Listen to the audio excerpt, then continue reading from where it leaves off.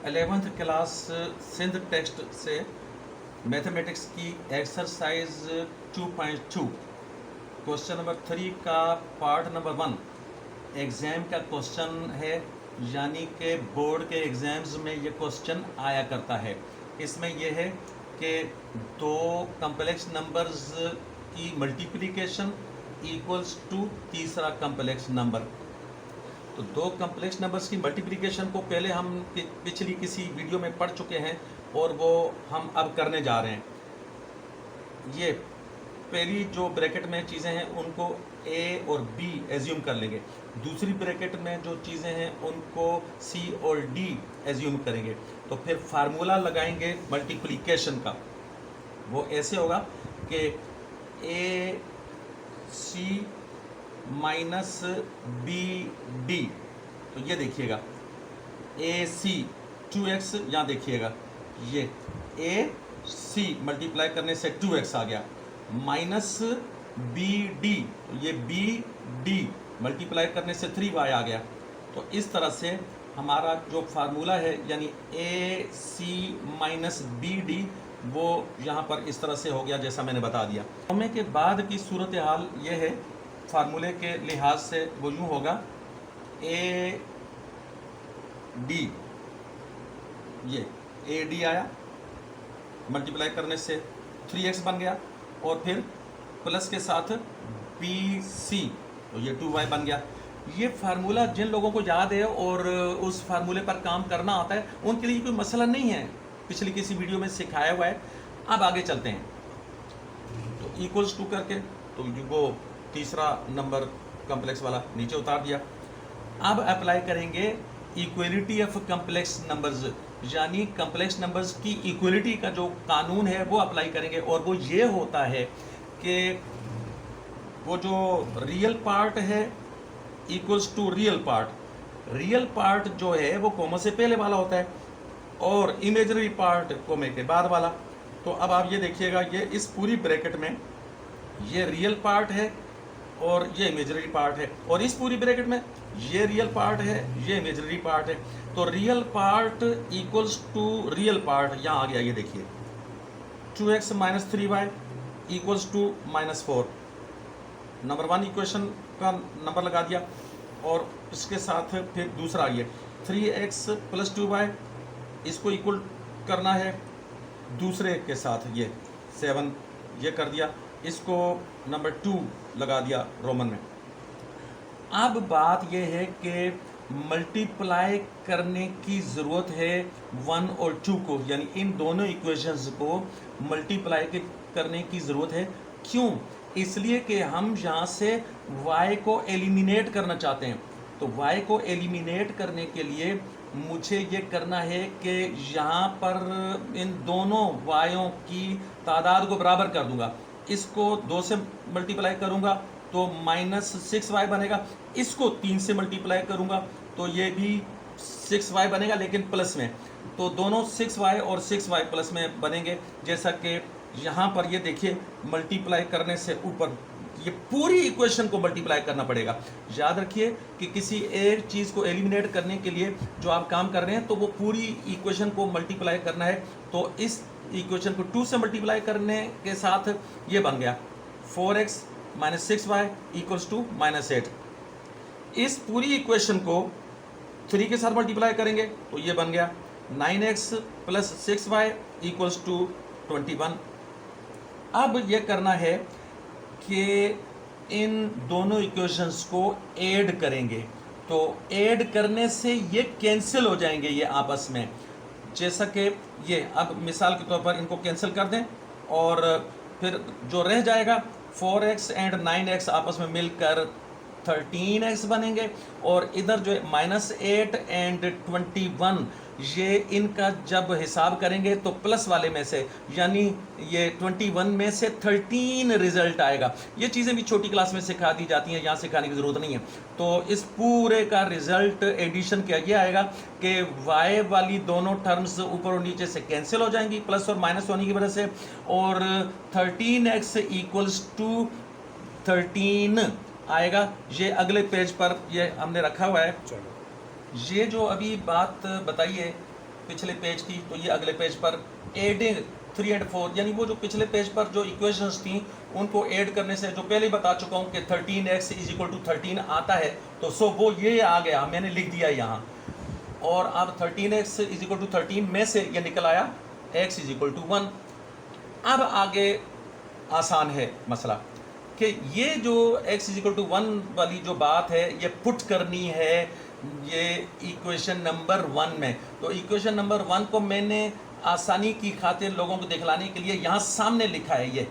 ये पिछले पेज पर जो इक्वेशन नंबर 1 थी 2x - 3y = -4, ये मैंने सामने इसीलिए लिखी है ताकि यहाँ से देखकर लोगों को बताया जा सके कि यहाँ काम क्यों होता है। तो ये देखिएगा, ये x की वैल्यू 1 रखेंगे इस इक्वेशन में, तो x की वैल्यू 1 रखने से 2 × 1, ये देखिए 2 × 1 -3y, तो -3y = -4 आ गया। अब आगे ये हमने ये किया है कि यहाँ वाला जो 2 आ रहा है, 2 को 1 से मल्टीप्लाई करने से जो 2 आ रहा है, उस 2 को राइट साइड पर -2, इसके बदले में -2 इधर जब करेंगे तो -2 एंड -4 आपस में मिलकर -6 बन गए। ये चीज़ें भी निचली क्लास में सिखा दी जाती हैं। और अब बात आगे यूं हो गई, -3y = -6, इसमें से y = 6/3 कर देंगे, दोनों साइडों से माइनस हटाकर, और आखिरी रिजल्ट ये इस सॉल्यूशन में जो काम हो रहा है ये y = 2। और वो जो x की वैल्यू आई वो यहाँ आखिरी आंसर में लिख देंगे, x = 1, और y की जो वैल्यू आई उसको भी आखिरी आंसर में लिख देंगे। तो लिहाजा आखिरी आंसर ये हो गया, वो कम्प्लेक्स नंबर्स की इक्वेशन को सॉल्व करने के लिए आखिरी आंसर ये हो गया x = 1 एंड y = 2। चल बिस्मिल्लाहिर्रहमानिर्रहीम। ये क्वेश्चन भी ये एग्जाम का क्वेश्चन है, क्वेश्चन नंबर 3 का पार्ट नंबर 2। उसमें ये बुक में जो क्वेश्चन दिया हुआ है वो ये है, पूरी इक्वेशन दी हुई है, x + 3i का होल स्क्वायर = 2y(i). पहले हम ये करेंगे कि लेफ्ट साइड का ये होल स्क्वायर सॉल्व करेंगे, जो कि निचली क्लासों में सिखा दिया जाता है। पहली टर्म का स्क्वायर प्लस पहली और दूसरी टर्म का मल्टीप्लिकेशन लेकर उसको 2 से मल्टीप्लाई करेंगे तो ये आ जाएगा 6xi, फिर प्लस रखकर दूसरी टर्म का स्क्वायर बनाएंगे तो बनेगा 9i²। उसके बाद नेक्स्ट ये इसी तरह से चीज़ें उतार कर, और i का स्क्वायर जो है -1 आता है, पिछली वीडियो में भी बताया था, और इसको फिलहाल याद रखने की ज़रूरत है।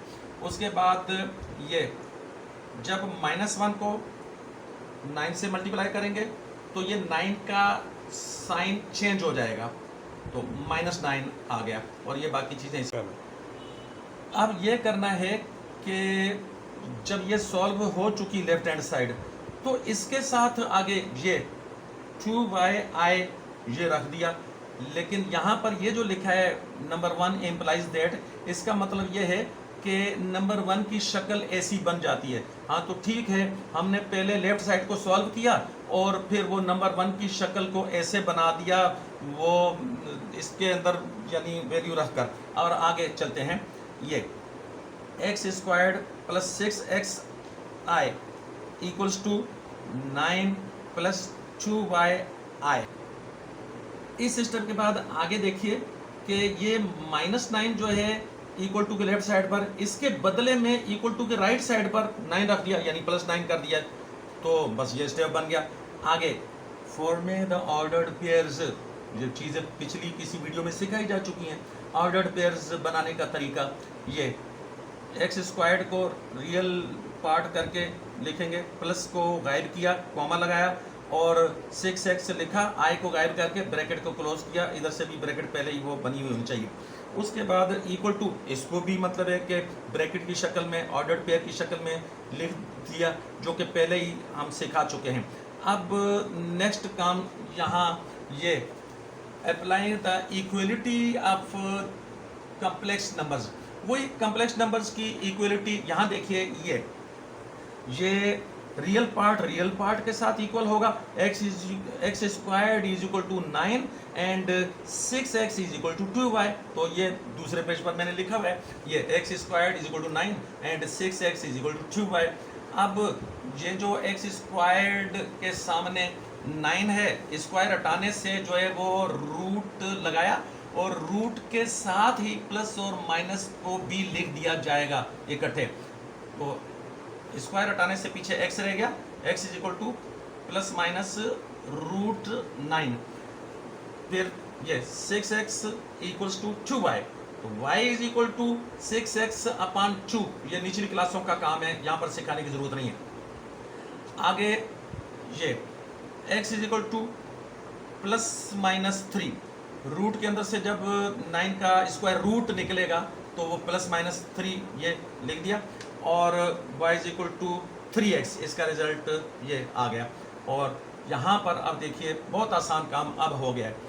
अब ये है कि जब x 3 होगा तो उस वक्त y की वैल्यू ये 3 के साथ, यानी x की वैल्यू 3 रखने के साथ y की वैल्यू जो आएगी वो 9 बन जाएगी। फिर से देखिएगा, मैंने x इज इक्वल टू 3, जब x की वैल्यू 3 रखेंगे ये इसमें, तो y की वैल्यू 9 बन जाएगी। सो ये लिखी हुई है y की वैल्यू 9। और इसी तरह से x की वैल्यू जब -3 रखेंगे तो उस वक्त y की वैल्यू जो है वो -9 बनेगी, तो वो भी हमने लिखी हुई है। इस तरह से आंसर हमारे पास ये टोटल इस तरह से आखिर में आंसर आ जाएगा। आखिरी आंसर x की 2 वैल्यूज आएंगी, ये x की 2 वैल्यूज आएंगी, ये देखिए x is equal to 3 and x is equal to -3, वो हमने यहाँ से ली है। और y की भी 2 वैल्यूज आ गई हैं, y इज इक्वल टू 9 और y इज इक्वल टू -9। इस तरह से ये कंप्लीट फाइनल आंसर हो गया।